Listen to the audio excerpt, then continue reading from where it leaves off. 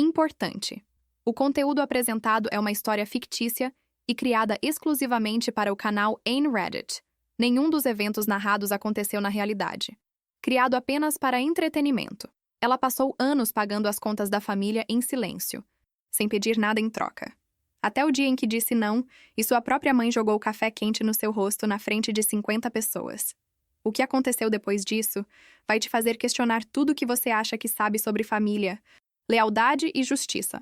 Minha mãe jogou café quente em mim. 3 meses depois, ela me entregou uma confissão assinada em cartório. Valeu cada segundo. O café queimou antes que eu entendesse o que tinha acontecido. Não é assim que eu esperava que aquele sábado terminasse. Eu havia chegado cedo, como sempre faço, porque pontualidade é uma das poucas coisas que aprendi a controlar numa vida onde quase tudo escapava das minhas mãos.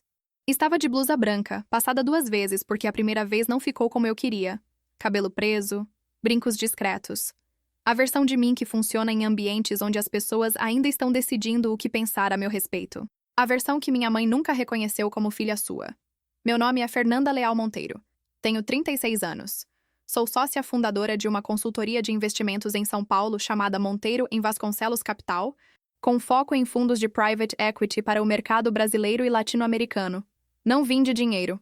Vim de um apartamento de 2 quartos em Santo André, de uma mãe que trabalhava como assistente administrativa, numa distribuidora de materiais de construção, e de um pai que eu mal conheci antes de ele decidir que outra família combinava mais com os planos que ele havia feito para si mesmo. Vim de bolsa integral na Federal, de estágio não remunerado que eu fiz enquanto dava aula particular de matemática para 2 adolescentes que não queriam aprender matemática, de MBA à distância que terminei em 3 anos, porque não havia outro jeito senão fazer mais rápido. Vim de uma década inteira acordando antes das 6 e dormindo depois da meia-noite, da convicção silenciosa de que ninguém ia me dar nada. Então era melhor parar de esperar. Minha irmã Camila tem 29 anos. É bonita do jeito que algumas pessoas são bonitas sem se esforçar, com aquela leveza que eu sempre observei de longe, com um sentimento que passei anos tentando nomear corretamente, antes de aceitar que era simplesmente saudade de algo que nunca tive. Ela fez faculdade de moda numa particular em São Paulo que minha mãe pagou. Não terminou. Tentou publicidade. Também não terminou. Hoje trabalha num ateliê de decoração de festas, 3 dias por semana, e passa os outros 4 construindo um perfil no Instagram com fotos de flat lace e citações sobre abundância. Minha mãe, Irene, tem 59 anos e administra a vida com a convicção inabalável de quem acredita que o mundo foi organizado especificamente para atendê-la. Ela não é cruel de forma calculada. É o tipo de pessoa que causa dano com a mesma naturalidade com que respira, sem perceber, sem culpa, e, portanto, sem qualquer possibilidade de mudança. Quando eu era criança, achava que ela simplesmente não me via. Levei até os 20 e poucos anos para entender que ela me via perfeitamente. Só achava que o que via não era suficientemente interessante para merecer atenção. Lucas Carvalho, meu noivo, tem 39 anos. É engenheiro de infraestrutura, trabalha numa empresa de concessões de rodovias e tem o tipo de presença que organiza o espaço ao redor. Não é chamativo, é sólido. É a diferença entre uma construção que parece bonita e uma que vai durar 50 anos, e eu aprendi a distinguir essas 2 coisas muito antes de conhecê-lo. Ele é o único ser humano, além da minha advogada, que sabia o que eu estava fazendo pela minha família há 2 anos e meio. Eu havia me esforçado muito para manter isso assim. A história que importa começou numa terça-feira chuvosa de agosto de 2021, quando minha mãe me ligou às 11 da manhã usando aquela voz específica que ela reserva para situações em que quer alguma coisa, mas ainda não decidiu como pedir. Fê, precisamos conversar sobre umas coisas. Umas coisas.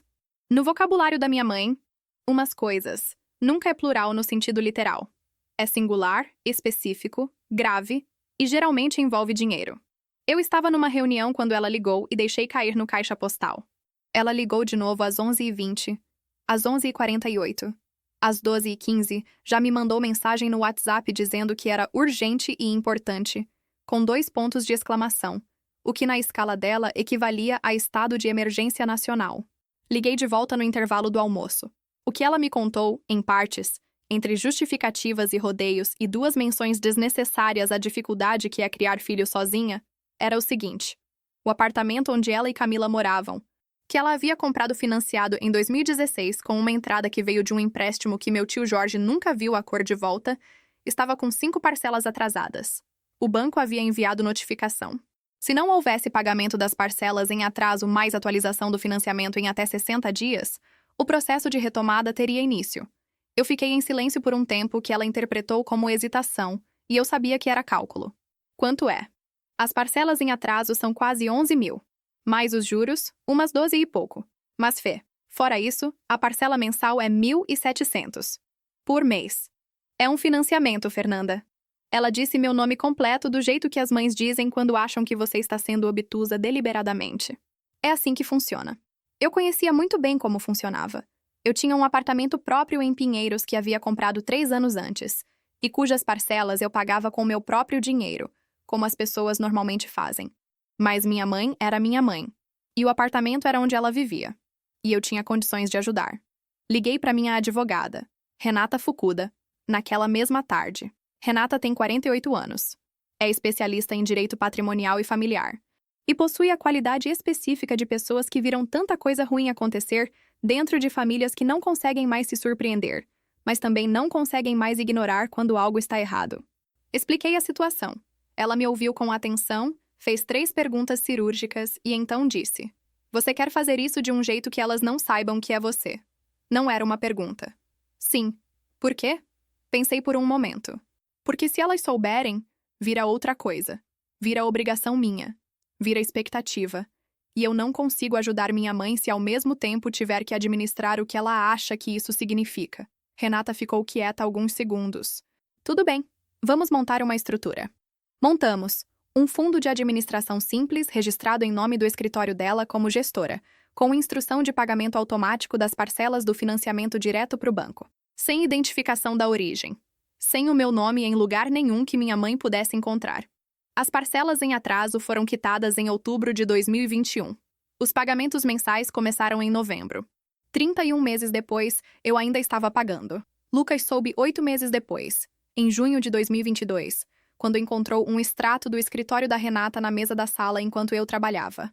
Ele não é o tipo de pessoa que vasculha as coisas de outra, mas também não é o tipo que ignora quando algo não faz sentido. Ele leu o documento, entendeu o suficiente para saber que havia algo que eu não havia contado e me fez a pergunta da única forma que ele faz perguntas difíceis. Diretamente, sem drama, sentado na cadeira da frente da minha mesa de trabalho, como se estivéssemos discutindo o projeto de uma ponte. O que é esse fundo, Fê? Eu poderia ter desviado. Com qualquer outra pessoa, eu teria desviado.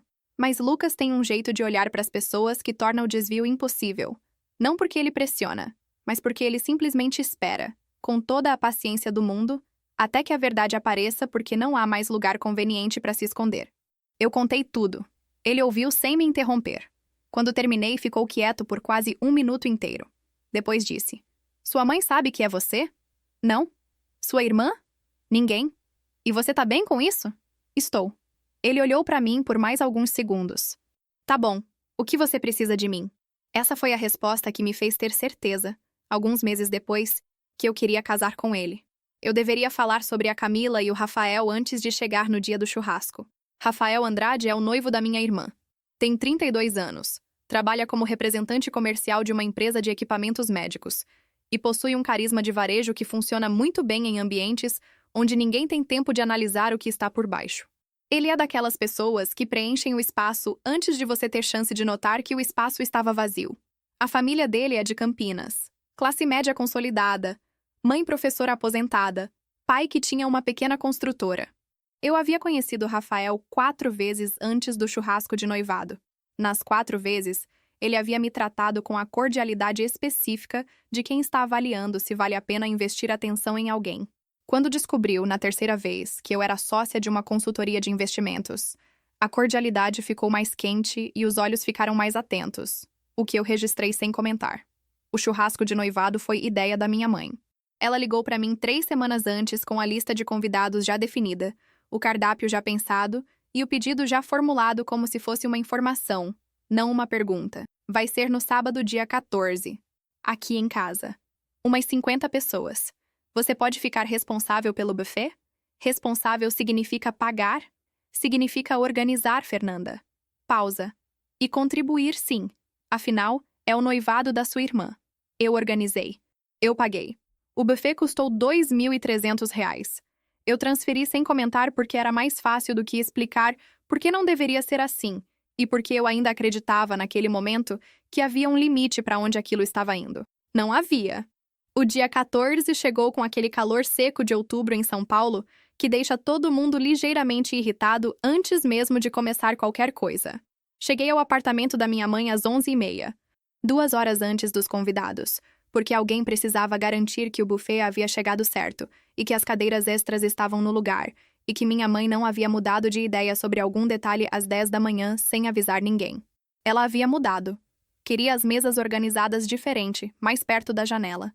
Passamos 40 minutos reorganizando, enquanto Camila experimentava o terceiro vestido do dia no quarto. Lucas chegaria às 2h. Ele tinha uma reunião na parte da manhã e viria direto.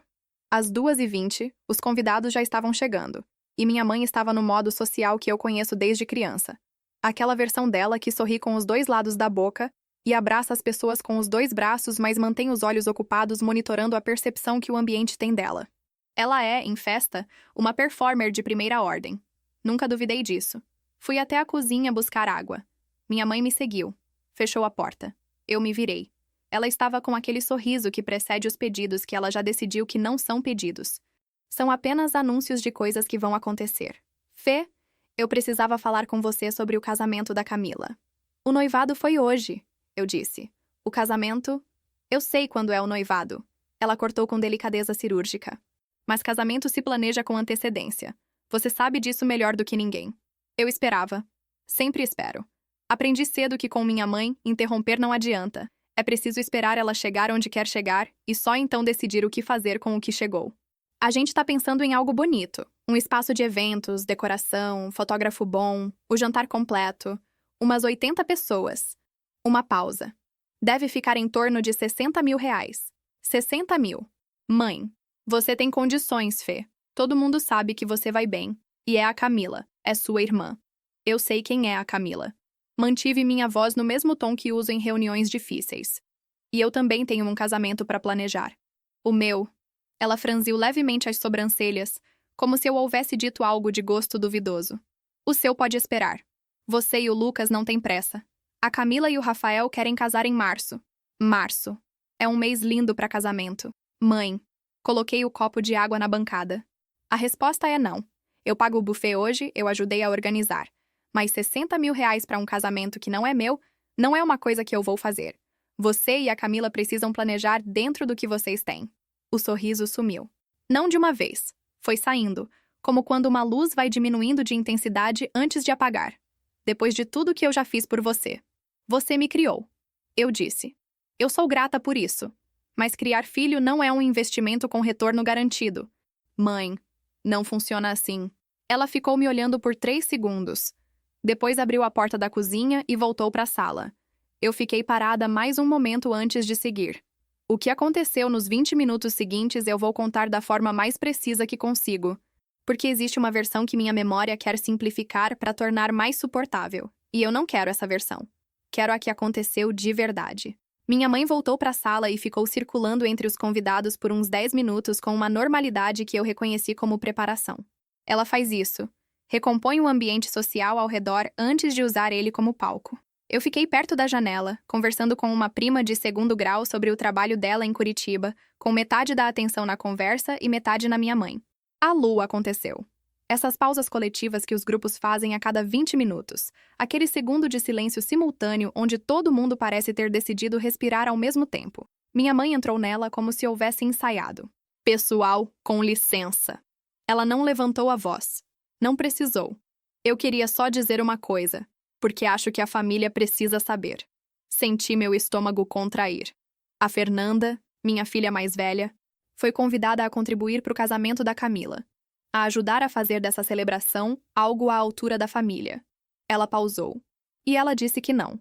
50 pares de olhos. Eu os senti antes de vê-los. Aquela pressão específica de atenção coletiva que nunca fica confortável. Não importa quantas salas cheias de gente você já tenha enfrentado profissionalmente. É diferente quando é sua família. É diferente quando é sua mãe. Acho que a família merece saber, ela continuou, com a voz calorosa de quem está simplesmente compartilhando uma preocupação genuína. Que tipo de pessoa a gente criou? O silêncio que se seguiu tinha textura. Camila, que estava no centro da sala com Rafael, olhou para mim com uma expressão que eu não soube ler, surpresa genuína ou performance de surpresa. Nunca fui capaz de distinguir com certeza quando é minha irmã. Mãe! Eu disse. Minha voz saiu firme. Vamos conversar sobre isso em particular. Já conversamos.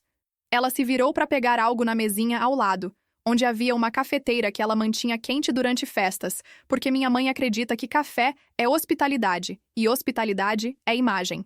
Você foi bem clara. Ela pegou a xícara, ela se virou. E ela jogou. Não completamente. Não foi um arremesso calculado. Foi um gesto brusco, impulsivo, do tipo que acontece quando o corpo age antes que a mente possa vetar.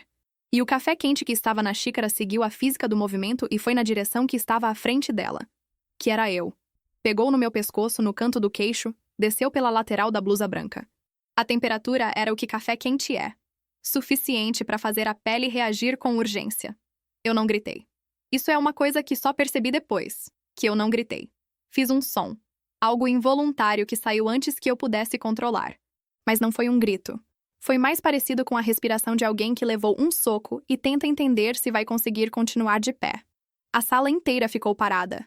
Minha mãe olhou para a xícara vazia na mão. Depois olhou para mim. Seu rosto tinha uma expressão que eu nunca havia visto nela antes. Puro pânico, não de quem se arrepende, mas de quem percebe que foi longe demais e ainda não sabe como voltar. Foi sem querer, ela disse.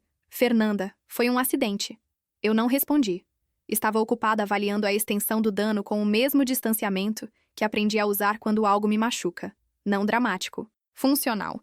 Verificar o que precisa ser verificado. A pele estava vermelha e com ardência, mas não havia bolha. Não seria grave. Alguém me passou guardanapos. Não sei quem. Sentei na cadeira que alguém puxou, porque meus joelhos tinham a consistência de quem decidiu que ficar de pé era opcional naquele momento. Lucas chegou às 2h43. Eu sabia a hora porque havia olhado para o celular 3 vezes nos 20 minutos que se passaram depois do café. Enquanto uma das convidadas, que eu soube depois ser enfermeira aposentada, cuidava do meu pescoço com água fria e os guardanapos que alguém havia ido buscar na cozinha. Minha mãe havia se sentado num canto com Camila, que estava com a mão no braço dela, e havia um murmúrio baixo ao redor delas, que eu escolhi deliberadamente não tentar ouvir. Os convidados estavam distribuídos em pequenos grupos com a energia específica de quem assistiu a algo perturbador e ainda não decidiu como processar. Algumas pessoas haviam saído. Eu havia notado, mas não me levantei. A porta se abriu. Lucas não corre. É uma das coisas que eu observei nele desde o começo, que ele não corre, ele acelera, que é diferente. A diferença entre pânico e determinação. Ele atravessou a sala em direção a mim com aquela versão do seu andar, que significa que ele já avaliou o ambiente, já identificou onde eu estava e já decidiu que o resto podia esperar. Chegou, ajoelhou na minha frente, colocou a mão com cuidado no lado do meu rosto que não havia sido atingido. O que aconteceu? A voz era baixa, só pra mim. Tô bem. Você tem uma queimadura no pescoço. Leve. Tô bem. Ele ficou me olhando por um momento, fazendo aquela avaliação silenciosa que ele faz quando precisa decidir algo. Depois se levantou. Se virou pro ambiente.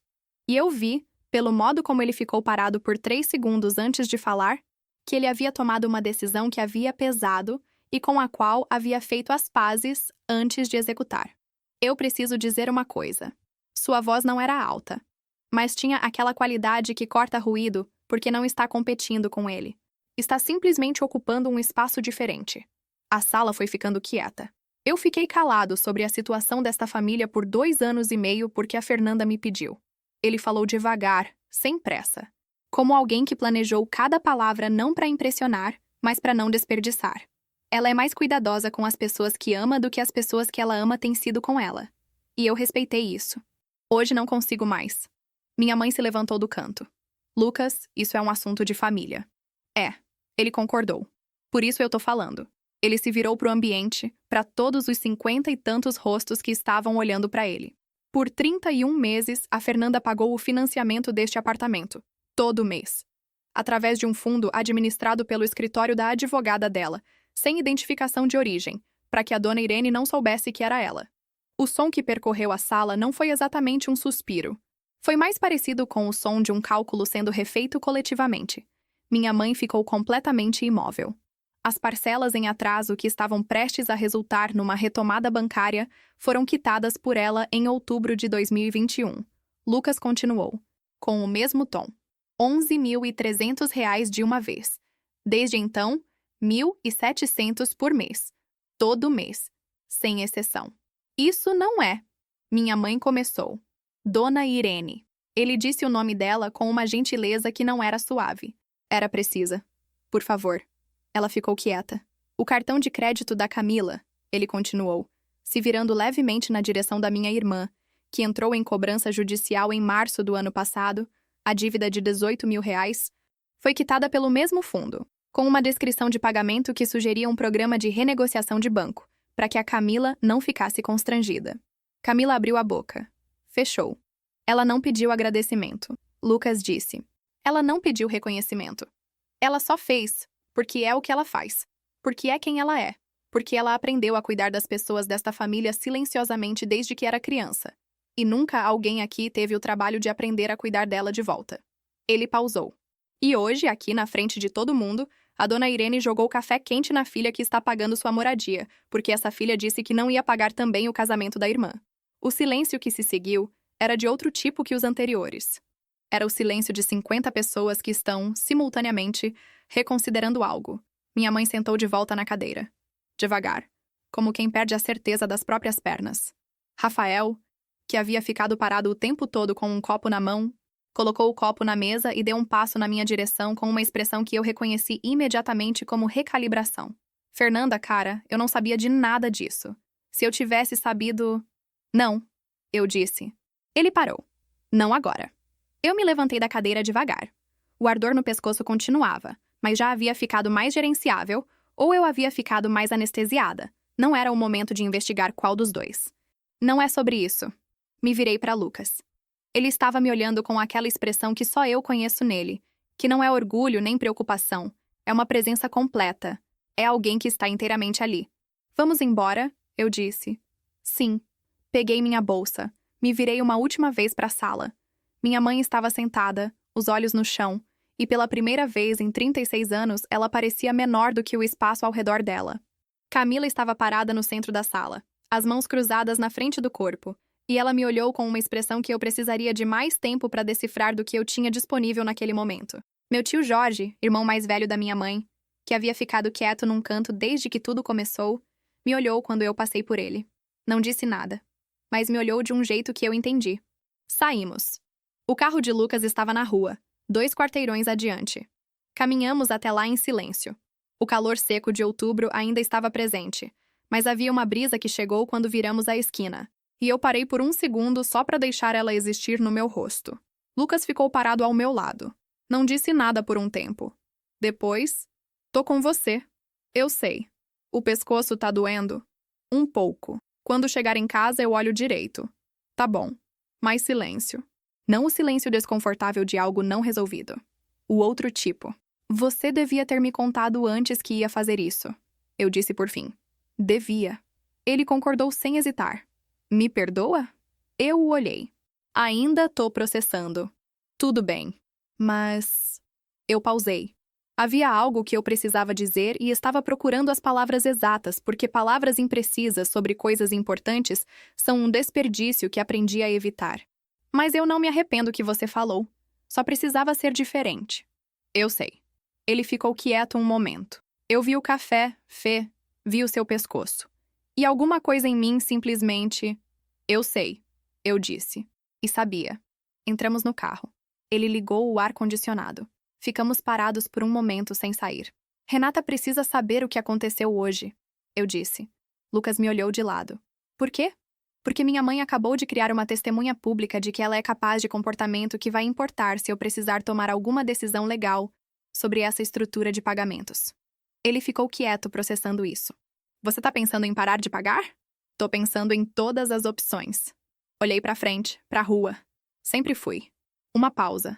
Também tô pensando em outra coisa que meu tio Jorge me disse há 3 anos e que eu nunca aprofundei porque não queria saber. O que foi? Eu me virei pra ele. Que quando minha avó morreu em 2010, ela deixou alguma coisa pra mim. E que minha mãe foi a única pessoa que conversou com o advogado do inventário. Lucas ficou completamente imóvel. E que depois disso, eu continuei. Nunca mais se falou no assunto. O ar-condicionado funcionava. Lá fora, São Paulo seguia com a indiferença característica de cidade grande diante de dramas particulares. Você nunca investigou isso, ele disse.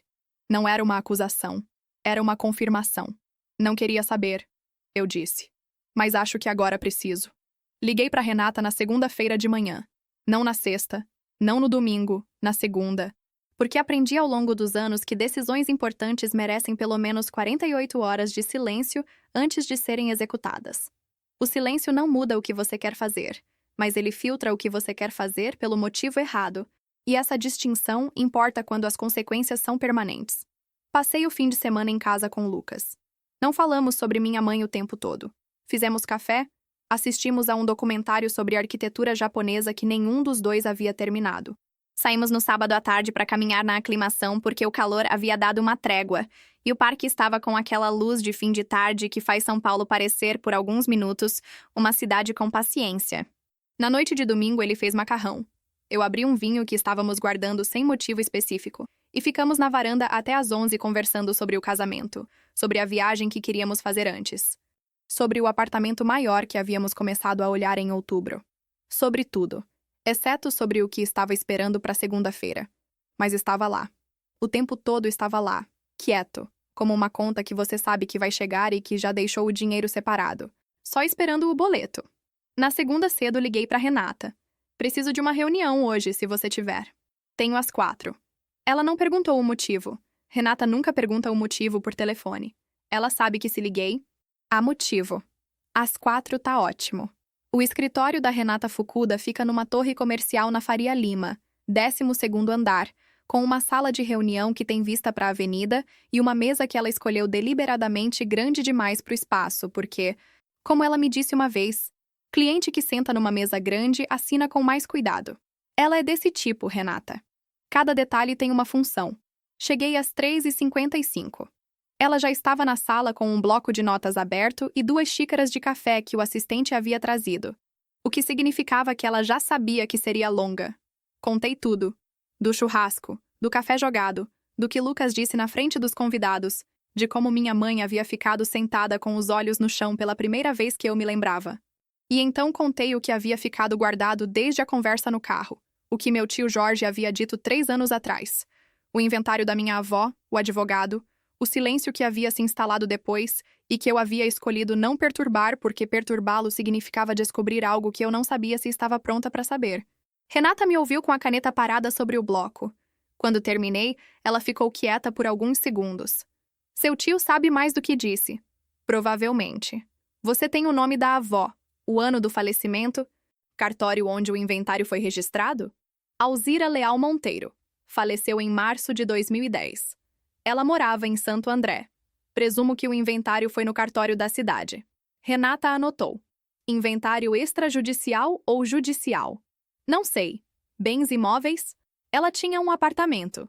Não sei se havia mais coisa. Tudo bem. Ela fechou o bloco. Dá para levantar. Inventário é registro público, a gente encontra. Se houve um documento de renúncia de herança com seu nome, esse documento existe em algum cartório ou processo.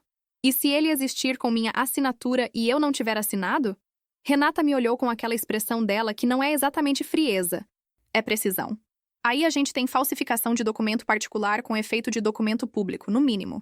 Dependendo de como foi instrumentalizado, pode ser estelionato. Uma pausa. E em matéria de herança, dependendo do que for encontrado, você pode ter uma ação de petição de herança com prazo prescricional que ainda não se encerrou. 10 anos a partir da abertura do inventário. Ela levantou uma sobrancelha. Você pesquisou. Fim de semana longo. Abre em 2010, prescreve em 2020. Ela torceu levemente a boca. Passamos. Eu esperava isso. E a falsificação? Essa não prescreve no mesmo prazo. Crime prescreve separado. E a ação de reparação civil por dano decorrente de ato ilícito tem prazo próprio. A gente analisa quando tiver o documento em mãos. Quero o documento em mãos. Eu sei. Ela abriu o bloco de novo. Vou colocar minha paralegal nisso ainda hoje. Levantamento de cartório, pesquisa de inventário, localização de eventuais documentos de cessão ou renúncia. Ela escreveu enquanto falava. Prazo para um retorno inicial, 3 dias úteis. Tudo bem. Fernanda. Ela parou de escrever. Me olhou. Independente do que a gente encontrar, você precisa conversar com seu tio. Ele é testemunha. Se souber o que aconteceu e estiver disposto a declarar, isso muda o peso de qualquer coisa que a gente leve adiante. Eu sei. Olhei para a xícara de café intocada na minha frente. Havia algo irônico nisso que eu decidi não mencionar. Vou falar com ele. Jorge Leal tem 64 anos e mora no mesmo bairro em Santo André onde crescemos. Numa casa que ele comprou nos anos 90 e reformou aos poucos com o dinheiro de uma carreira inteira como técnico de manutenção industrial. Ele nunca casou. Tem um cachorro velho chamado Biscoito e um jardim nos fundos que ele cuida com uma dedicação que eu sempre achei desproporcional até perceber que as pessoas colocam cuidado onde sentem que o cuidado vai ser recebido. Liguei para ele na terça-feira. Tio Jorge. Fernanda. A voz dele tinha o peso de alguém que estava esperando esse telefonema há algum tempo. Eu vi o que aconteceu no churrasco. Eu sei que você viu. Silêncio. Você precisa me contar sobre o inventário da vovó Alzira, eu disse. Tudo. O que você sabe, o que você viu, o que você ficou quieto sobre. Uma pausa mais longa. Eu ouvi ele respirar. Pode ser na quinta? Ele disse por fim. Presencialmente. Não é conversa de telefone. Pode ser na quinta. A casa do meu tio cheirava a café e a grama molhada porque havia chovido na manhã da quinta. E o jardim dos fundos exalava aquele cheiro de terra que só existe depois de chuva. Ele me recebeu na porta, me abraçou sem dizer nada e me levou para a cozinha, onde havia uma cafeteira nova e 2 pedaços de bolo de laranja que ele havia feito naquela manhã. Sentamos. Ele colocou as 2 mãos em volta da xícara e ficou olhando para ela por um momento antes de começar. Sua avó me contou o que queria fazer com o apartamento dela antes de morrer. Ele disse devagar. Ela sabia que não ia durar muito. O coração dela estava muito fraco. A gente conversava bastante. Eu era o filho que morava mais perto. Ela me disse que queria deixar o apartamento dividido entre a Irene e você. Por que eu? Não era uma pergunta de resistência. Era genuína. Porque ela te via. Ele me olhou. Ela acompanhou você de longe. O seu esforço, as bolsas, o trabalho. Ela me disse uma vez que você tinha o mesmo jeito que o pai dela tinha, de resolver as coisas com as próprias mãos sem reclamar. Ela admirava isso. Uma pausa. E ela sabia que a Irene não era justa com você. Ela nunca disse diretamente, mas eu sabia que ela sabia. Engoli. Quando ela morreu, em março de 2010, eu estava em viagem de trabalho. Fiquei sabendo por telefone. Quando voltei, uma semana depois, a Irene já havia contatado um advogado para fazer o inventário. Ele pausou. Eu perguntei sobre você. Ela disse que tinha falado com você, que você havia dito que não queria se envolver, que estava no meio de uma fase muito corrida no trabalho e que preferia deixar para ela resolver. Eu estava fazendo meu MBA naquela época. Eu disse. Não havia pausa para nada, mas eu teria arranjado tempo para isso. Eu sei. Ele fechou os olhos por um segundo. Eu devia ter investigado mais. Liguei para você uma vez, você se lembra? Logo depois. Me lembrei. Uma ligação rápida de pêsames, a voz do meu tio um pouco mais seca que o normal, eu havia atribuído à tristeza pelo falecimento da mãe. Você não disse nada sobre o inventário nessa ligação. Não. Ele pressionou os lábios. E isso vai me pesar pelo resto da vida. Eu desconfiei que algo não estava certo, mas a Irene é minha irmã, e eu não quis. Eu não quis acreditar que ela seria capaz disso com a própria filha. Então eu deixei. Ficamos em silêncio por um momento. 3 anos atrás, eu disse. Você me disse alguma coisa sobre isso. De passagem, numa reunião de família. E eu não perguntei mais. Eu estava tentando abrir uma porta, sem saber se você queria entrar. Ele me olhou. Não era meu lugar forçar. É agora. Ele assentiu.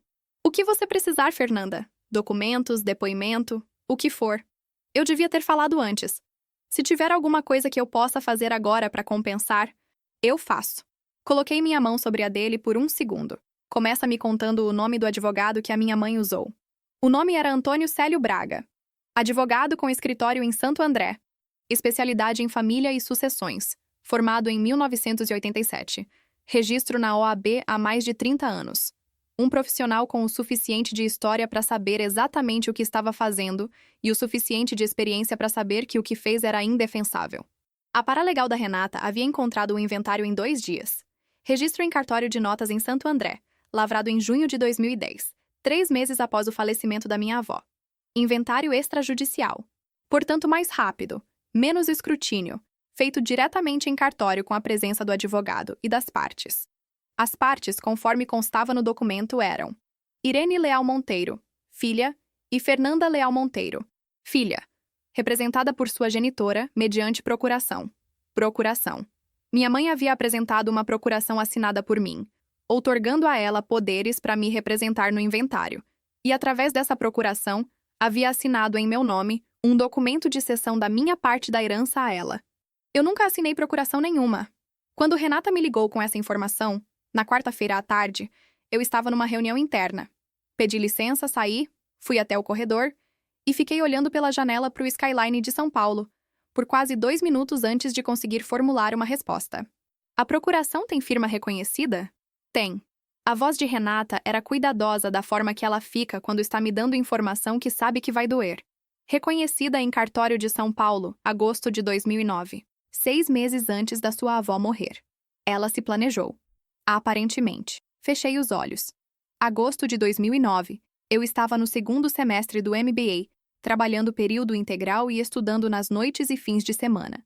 Morando num apartamento alugado em Santo André que dividia com 2 colegas porque era mais barato. Eu não havia assinado nenhuma procuração. Nunca teria assinado uma procuração dando poderes à minha mãe sobre qualquer coisa relacionada à herança. De ninguém. Em nenhuma circunstância. A assinatura, eu disse. Dá para contestar? Com perícia grafotécnica, sim. Assinatura falsa tem características identificáveis. Não é infalível, mas com um perito competente as chances são boas. Especialmente se você tiver documentos seus da época para comparação. Eu tenho minha carteira de trabalho, diplomas, contratos de estágio, tudo. Perfeito. Pausa. Fernanda, quero que você entenda a extensão do que estamos olhando. Falsificação de assinatura em instrumento público, uso de documento falso, estelionato mediante fraude em inventário. No âmbito civil, ação de nulidade do ato de cessão e petição de herança. O apartamento da sua avó foi vendido? Não sei. A gente verifica. Se foi vendido, a reparação é em valor equivalente mais correção e juros. Se ainda estiver na família, ela deixou a frase aberta de um jeito que eu entendi. Quanto valia o apartamento? Segundo a avaliação do inventário de 2010, R$140 mil. Imóvel em Santo André, 2 quartos. Uma pausa.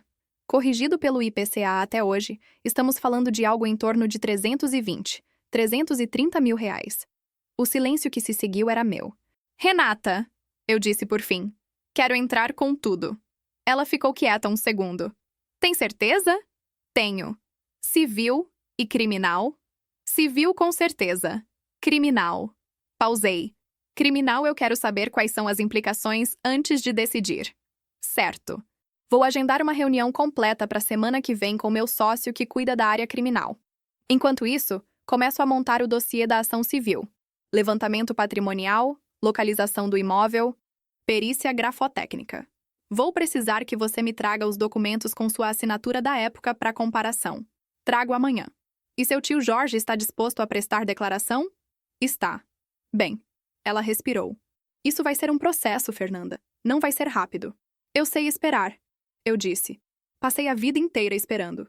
Não contei para minha mãe que eu sabia. Não contei para Camila. Não falei com ninguém da família por 3 semanas. Que foi o tempo que levou para Renata montar o dossiê inicial e para eu ter a reunião com o sócio dela especializado em direito criminal, um homem chamado Rodrigo Assunção que tinha cabelos brancos e uma objetividade que me lembrou de médico de pronto-socorro, sem crueldade e sem romantismo, apenas diagnóstico. Prescrição do crime de uso de documento falso. Ele disse com o processo na frente dele. A gente precisa analisar com cuidado. O ato foi em 2010. Mas se houver continuidade, se o benefício do crime ainda estiver sendo auferido, a minha mãe ainda mora no apartamento que comprou com o dinheiro da herança, eu disse. Ou seja, com o financiamento que ela precisou porque gastou o dinheiro que era meu. Ele levantou os olhos do processo e me olhou. Interessante argumento. Fez uma anotação. Não garanto que prospere, mas é interessante. De qualquer forma, a ação civil é mais sólida. Nulidade do ato de cessão, petição de herança, reparação por dano material. Isso a gente tem base forte. E o advogado que instrumentalizou? Antônio Célio Braga. Rodrigo torceu levemente a boca. Se ele sabia que a procuração era falsa e ainda assim lavrou o inventário, tem responsabilidade. OAB pode ser acionada. E, civilmente, ele pode ser incluído como réu solidário. Inclui. Ele fez outra anotação sem pestanejar. A notificação extrajudicial chegou na casa da minha mãe numa terça-feira de dezembro, por oficial de cartório, com aviso de recebimento. Renata havia redigido com a precisão de quem sabe exatamente quanto peso cada palavra carrega. A notificação informava que Fernanda Leal Monteiro, por meio de sua advogada, havia tomado conhecimento da existência de instrumento de cessão de direitos hereditários lavrado em seu nome, mediante uso de procuração cuja assinatura era objeto de contestação pericial, e que seria proposta ação judicial de nulidade do referido ato com pedido de reparação civil, a menos que houvesse manifestação de acordo em prazo de 15 dias. Não era uma ameaça. Era uma informação. A diferença importa juridicamente e também moralmente. Minha mãe ligou em 40 minutos. Eu deixei cair no caixa postal. Ela ligou de novo. Caixa postal. Mandou mensagem.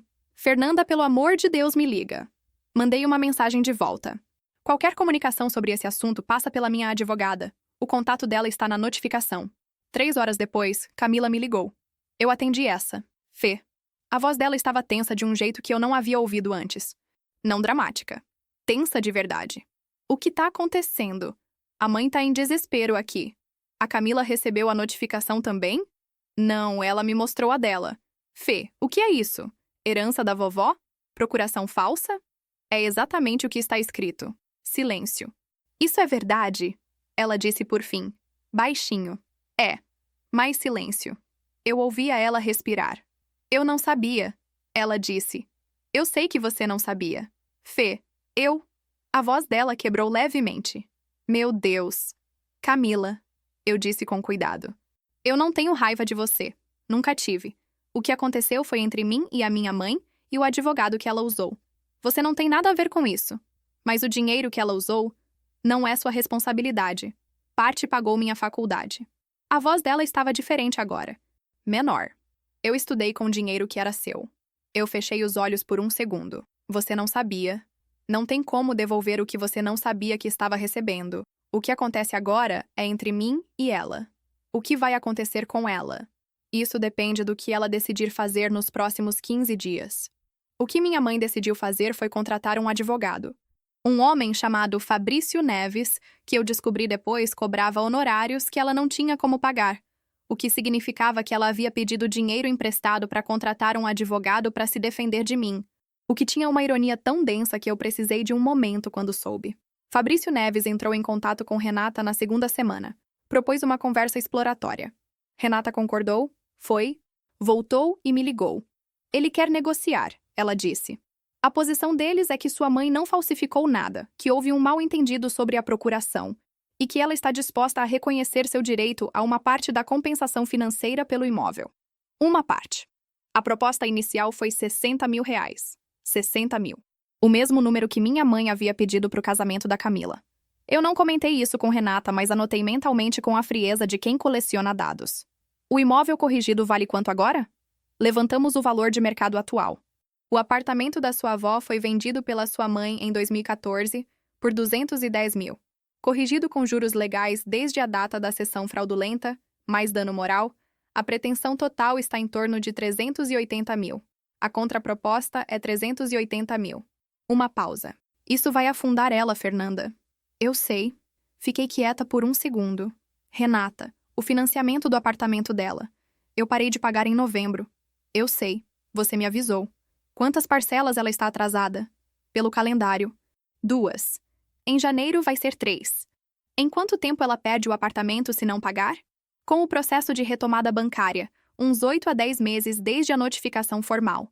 Mas a notificação ela provavelmente já recebeu ou vai receber em breve se já está atrasada. Fiquei olhando pela janela do meu escritório. São Paulo lá embaixo, indiferente e barulhenta e cheia de pessoas resolvendo problemas que não eram os que esperavam ter. A contraproposta é 240 mil, eu disse. Pagos em até 60 dias. Se não houver acordo nesse prazo, a gente entra com a ação e o valor pedido será o total mais custas e honorários. Renata ficou quieta por um momento. Você está sendo mais generosa do que precisaria. Estou sendo o suficiente. Pausei.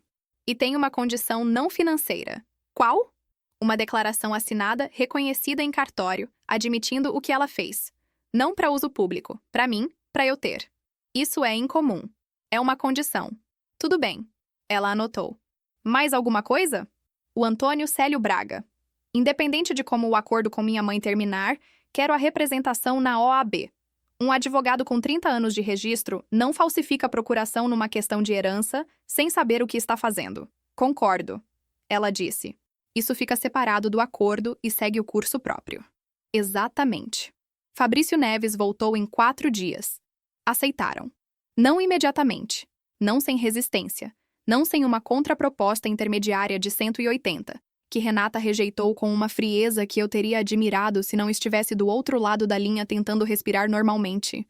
Mas aceitaram. 240 mil reais. 60 dias para pagamento. E a declaração.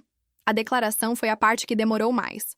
Fabrício Neves passou uma semana tentando renegociar esse ponto, argumentando que era desnecessário, que era humilhante, que não havia precedente. Renata respondeu que era uma condição não negociável e que se não fosse aceita o acordo não existia, e a ação seria protocolada na semana seguinte com o valor integral. Eles aceitaram a declaração. O documento chegou para mim num envelope simples, via cartório, numa quinta-feira de fevereiro. 2 páginas, linguagem jurídica, reconhecimento de que Irene Leal Monteiro havia, em agosto de 2009, produzido instrumento de procuração com assinatura não autêntica de Fernanda Leal Monteiro, e que havia utilizado tal instrumento para, em junho de 2010, obter a cessão dos direitos hereditários de sua filha no inventário de Alzira Leal Monteiro, localizando o bem da herança em seu próprio patrimônio de forma indevida. Assinatura da minha mãe. Firma reconhecida. Data. Guardei no cofre do meu escritório, numa pasta com etiqueta simples. Não precisei ler de novo. Uma vez foi suficiente. O dinheiro entrou na minha conta em março, dentro do prazo, o que me surpreendeu e não me surpreendeu ao mesmo tempo. Minha mãe é muita coisa, mas quando acosta da forma certa, ela entende onde estão os limites do que pode perder. Dos 240 mil, reservei 50 para o fundo de casamento que Lucas e eu estávamos montando. 120 foram para uma aplicação de longo prazo. Os 70 restantes eu dividi de um jeito que levei algumas semanas para decidir, porque envolvia uma pessoa que não havia me pedido nada e que tecnicamente não tinha obrigação nenhuma comigo. Transferi 35 mil para uma conta no nome de Camila, com uma mensagem simples. Não é sobre dívida. É sobre você ter opções. Ela me ligou em 10 minutos. Dessa vez eu atendi sem hesitar. Fê. Oi. Você não precisa... Eu sei que não preciso. Sentei na poltrona da sala, tirei os sapatos, fiquei de meia no tapete como quando a gente era criança e ficava na casa da vovó Alzira nos fins de semana. Mas eu quis. Ela ficou quieta por um momento. Eu tô tentando ser diferente, ela disse. Do que você falou naquele dia. Quero ser diferente. Eu sei. Eu comecei a procurar emprego de verdade. Período integral. Uma pausa. O Rafael me ajudou a ver umas coisas que eu não estava enxergando. Eu não disse nada sobre o Rafael, sobre o passo que ele havia dado na minha direção no dia do churrasco quando descobriu o que eu era financeiramente. Não era o momento, e talvez nunca fosse o momento. Camila precisava descobrir por conta própria o que o Rafael era, e eu havia aprendido ao longo de 36 anos que as pessoas só aprendem o que estão prontas para aprender. Fico feliz, eu disse. E era verdade, da forma parcial e complexa que as verdades sobre a minha família sempre foram. A mamãe tá mal, ela disse depois de um momento. Eu sei. Você vai. Vocês vão se falar algum dia? Olhei pro teto. Não sei, Camila. Não agora. Tá bom. Ela não pressionou. Esse era um Camila diferente, ou talvez o mesmo Camila que eu nunca havia tido tempo de conhecer, porque ficávamos as duas orbitando a gravidade da minha mãe em trajetórias diferentes. Obrigada, Fê. Pelo dinheiro, mas não é só isso. Por não me culpar pelo que você não devia me culpar. Você é minha irmã, eu disse. Mesmo quando é complicado. A OAB instaurou o processo disciplinar contra Antônio Célio Braga em abril. Renata havia preparado a representação com o mesmo cuidado que colocava em tudo. Documentação completa, análise técnica, precedentes. Eu não acompanhei o processo diariamente, porque acompanhar o processo diariamente não era compatível com o resto da minha vida. E aprendi há muito tempo que há uma diferença entre fazer o que precisa ser feito e se tornar refém do resultado. Soube, 6 meses depois, que ele havia recebido suspensão de 90 dias e advertência formal registrada em seu prontuário na OAB. Não era o máximo possível. Era real. Algumas vitórias têm essa qualidade. Não são tudo o que você queria, mas são verdadeiras. Lucas e eu nos casamos em julho, no meio do inverno paulistano, que naquele ano foi mais brando que o normal. Escolhemos um espaço pequeno em Campos do Jordão, 38 pessoas, jantar longo, música ao vivo de um quarteto de cordas que Lucas havia descoberto num show em Pinheiros 2 anos antes e guardado no favorito do celular com a anotação "para alguma ocasião que mereça". Meu tio Jorge veio, sentou na segunda fileira e ficou com as mãos cruzadas no colo durante toda a cerimônia, com aquela expressão de alguém que está honrando algo silenciosamente. No jantar, levantou um brinde que não havia preparado, improvisado e honesto, sobre a minha avó Alzira, e sobre como ela teria ficado feliz. E eu precisei de alguns segundos depois que ele terminou para conseguir responder qualquer coisa. Camila veio. Veio sem o Rafael. O que eu notei e não perguntei. Ela estava com um vestido azul escuro que a deixava bonita de um jeito mais sólido do que eu estava acostumada a vê-la. E durante o jantar, me contou que havia começado num emprego novo, gestora de projetos numa empresa de eventos, e que estava gostando mais do que havia esperado. "Você parece bem", eu disse. "Tô tentando." Ela sorriu. "Você tá ótima." "Tô", concordei. Meu pai não veio, porque ele saiu da história antes dela chegar num ponto onde sua presença fosse relevante, e eu havia feito as pazes com isso bem antes do casamento. Minha mãe não foi convidada. Não foi uma decisão dramática. Não foi tomada num momento de raiva.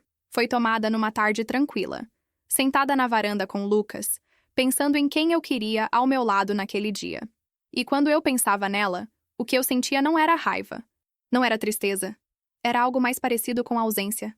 Como um quarto que você fecha porque não há mais nada dentro que precise de você. Eu a havia processado judicialmente. Havia recebido o que era meu. Havia lido a declaração que ela assinou. E havia entendido, naquele processo, que não havia nada mais que eu precisasse dela, nem satisfação, nem explicação, nem o tipo tardio de reconhecimento que algumas filhas esperam a vida inteira, e que eu havia parado de esperar anos antes de saber conscientemente que havia parado. Ela me havia formado, em parte. As partes difíceis, as partes que aprenderam a não precisar, a construir sozinha, a manter o equilíbrio quando o chão some. Não era o que ela havia pretendido me dar, mas era o que eu havia feito com o que ela me deu. E isso era meu. Na manhã depois do casamento, acordei antes de Lucas. Campos do Jordão em julho tem aquele frio que entra pelas frestas das janelas. Limpo, com cheiro de eucalipto, diferente de qualquer coisa que existe em São Paulo. Me levantei devagar, fui até a pequena varanda do quarto, me enrolei num cobertor e fiquei olhando para a serra. O sol estava saindo por trás das montanhas, devagar, da forma que o sol sobe quando não há prédio nenhum para apressar a percepção da chegada da luz. Pensei na minha avó Alzira, que eu não havia conhecido o suficiente porque não havia tido tempo, e que mesmo assim havia pensado em mim quando estava organizando o que deixaria no mundo. Pensei no que ela havia visto em mim que a minha mãe nunca viu, ou viu e não soube nomear, ou nomeou e não soube valorizar. Pensei que os R$240 mil eram importantes, que a declaração no cofre era importante, que o processo da OAB era importante, mas que a coisa mais importante que havia acontecido naquele ano não era nenhuma dessas. Era saber. Era ter o documento. A firma reconhecida. A assinatura da minha mãe embaixo da verdade. Não porque eu precisasse de validação, mas porque durante 36 anos eu havia sentido que algo estava torto sem poder apontar exatamente onde, e agora eu podia. Agora eu sabia que minha percepção havia sido correta o tempo inteiro, que a dificuldade não havia sido falha minha, que o terreno havia sido inclinado antes de eu começar a caminhar, e que mesmo assim eu havia chegado onde eu cheguei. Há alívio nisso. Um alívio que não é felicidade, mas é real. Lucas apareceu na porta da varanda com 2 xícaras de café. Sem perguntar nada, me passou uma. Ficou de pé ao meu lado olhando para a serra. Ficamos assim por um tempo. "Tudo bem?" Ele disse por fim. Segurei a xícara com as 2 mãos. O calor dela atravessou a cerâmica, atravessou as palmas. Foi fundo. Só calor.